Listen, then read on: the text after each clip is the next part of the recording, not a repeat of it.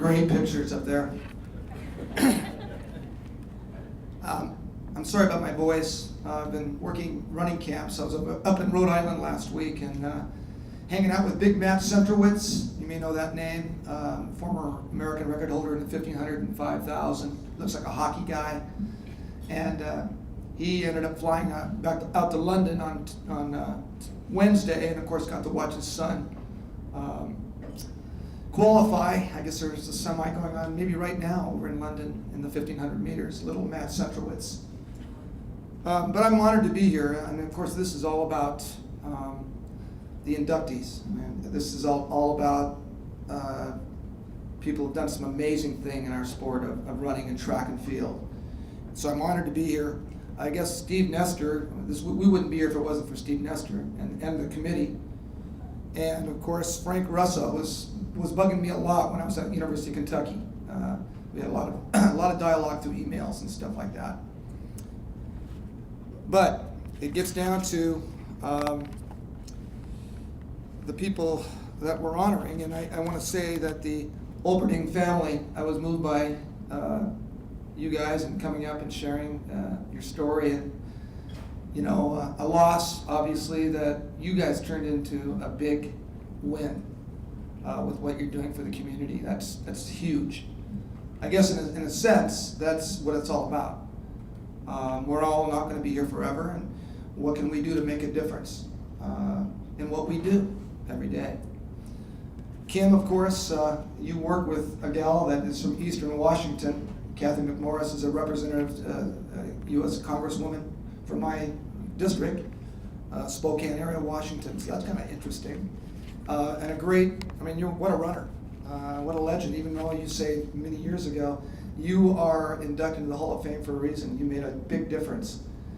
And I think about women with Title IX, and once in a while I run into Joan Benoit Samuelson, and I show a video. I don't know if you guys have seen it. It's called "There Is No Finish Line," and it's a video on Joan Benoit's life. And in it, there's a speaker, a guy named Phil Knight, the co-founder of Nike. I'll talk about him a little later. But he says, when I have Alzheimer's, the last memory I'll remember is Joni Benoit entering the Coliseum, winning the 1984 very first women's marathon.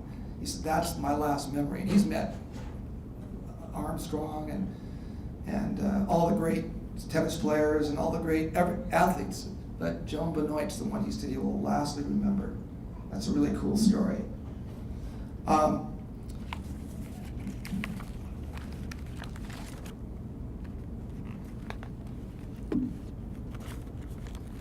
course, I'm moved by Calvin. Calvin, and you just have so much heart, and I think that's what I think coaching is all about. I think that's what parenting is all about. I think that's what it's all about. I was up in Mammoth Lakes, California a couple weeks ago, hanging out with another great guy, a guy named Bob Larson. Bobby Larson, of course, formerly UCLA coach, and he coaches Med Keflevsky, among others. And we just sat down. He's the easiest going guy. Anybody who drives a Volkswagen van in Westwood Village near Beverly Hills, California, for most of his career at UCLA is a good guy.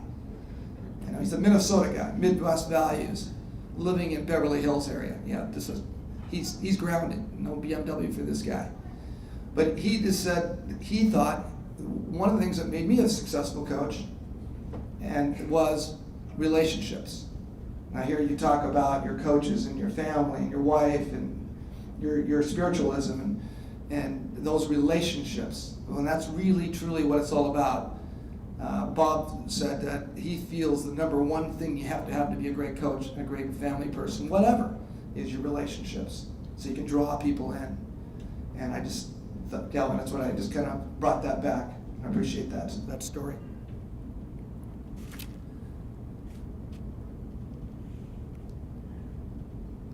Regarding the Sam Stoller story, I know Sam's brother's still here, I believe. Here he is. You told it like it is. What a great story. I'm thinking about that era. My coach at Oregon, Bill Bowerman, was sprinting at the University of Oregon for a guy by the name of Bill Hayward, Colonel Bill Hayward.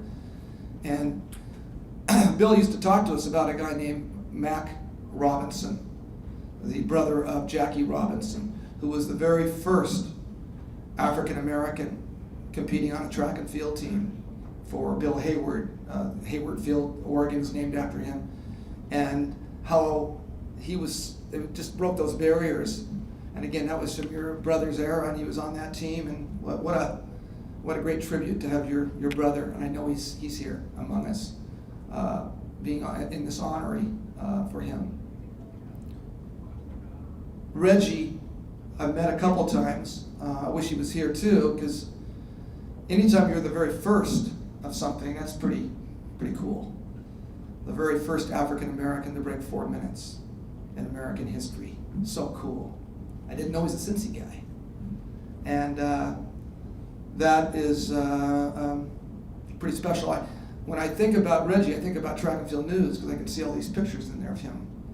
And when I was given the list of who's being inducted, I mean, he was the one that I think even Prefontaine feared, because he had such a ferocious kick, and he was just such a competitor. So again, Reggie, I wish you were here, but that's a great honor to you. I got to meet Jim earlier tonight, and man, what a story, what a legend. We love those decathletes. He asked me, "You really like decathletes?" Oh, heck yeah. And of course, Ashton Eaton, from Bend, Oregon, one of the great ones. And it's one of my favorite events. I was talking about one of the decathlons that was going on in Eugene in 1976, and the trials, and it was running late. I don't know if anybody was there in '76. A lot of you weren't even born, but for those of you that were, if you were there, they had to take cars out to Hayward Field to get some light so they could finish up the decathlon that year. And so yeah, we all love the decathlon, because that is the best athlete on earth. Okay, nobody better than a decathlete when it comes to doing everything and then ending it with it 1,500, or on the women's side at 800. So Jim, again, well deserved, and it's so cool. So with that all said and done,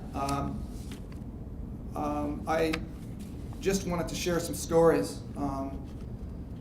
Because we're all a part of this running community or track and field community, in one way or another. And we all start somewhere. And mine was that coach, Dan Watson, my high school coach, who always laid out track and field newses in his classroom. And I would read those, and I was just like, wow, this is cool.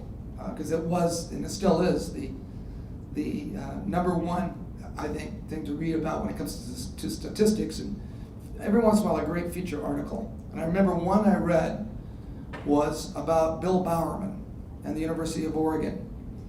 And I read it, and he talked about all these runners, and they'd go over to Mrs. Bowerman's house and get lemonade and cookies. And I said, man, that's where I want to run. Lemonade and cookies. It can't be anything better than that. And it's funny because I didn't know really too much about their program, because I didn't go to Eugene to watch meets. I was living up in the Seattle area. But my coach kept telling me how great Oregon is, and he wanted one of his runners to go there someday. So I took that risk and walked on at Oregon. And I was kind of an interesting runner. When I was a sophomore in high school, when I started, I was 180th in state cross country meet. And I was our number one runner. And our team score was obviously well over 1,000. And I always thought the high score wins. I thought it was pretty cool. I mean, that's how naive and stupid I was. But my point was, I didn't come from, running rocket fast times. I just ran. I was the number one guy, 180th place.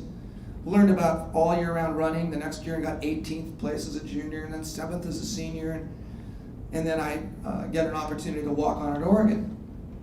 And it was an interesting time. Bill Bowerman did not know my name the first year. He called me Tim. My name's Pat. So not a good thing. And so, my father had died when I was 7, so coaches are father figures. They should be anyway, I thought. So this was not a good thing. Walking on, not know my name. Workouts were really pretty wild and crazy. But I would eventually make the team, and within time would be the 3rd man on the cross country team, and help Oregon win their first NC2A cross country championship. So it was kind of a cool ending. And I remember Bowerman coming up to me my senior year and put his arm around me and said, "Thank you for running so well in our conference championship." And I said, "Do you know my name? Don't you know I'm Tim?" He forgot, but I just wanted to say I evolved. I finally won him over, and when you win God Bowerman over, that's a pretty cool thing. So it was a struggle, but it was also a great experience.